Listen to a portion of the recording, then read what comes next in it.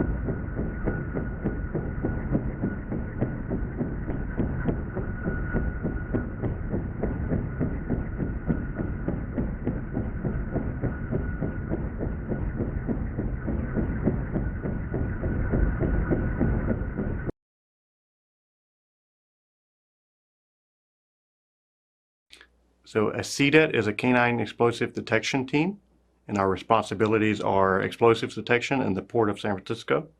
We're also deployable nationwide.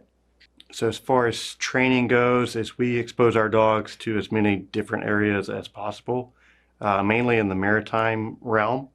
But here locally, we'll train with BART, San Francisco PD, Alameda County. We train airports, BART stations, trains, buses, and it's just, you never know where you're going to get called to go do a search at. So we train in as many different areas as possible. That way we're always ready to go do whatever we need to do. It's important to train with the air station for vertical delivery, because you don't want your first time that you do that to be in an operational environment. So you want to be able to have the dogs acclimated and used to the rotor wash, the noises, the smell of the helicopter, and actually going out the door on the cable being lowered down. So we work with the Army Corps of Engineers to keep our dogs trained in vertical delivery and proficient in that ability to maintain our readiness level in case we're ever called to go out and board container ships or cruise ships in the Bay Area and around the nation. I think it's the most rewarding job I've ever had. I think it's one of the better jobs in the Coast Guard, because you get to take a green dog from basic levels and you get to grow on that and develop it into a seasoned, experienced dog.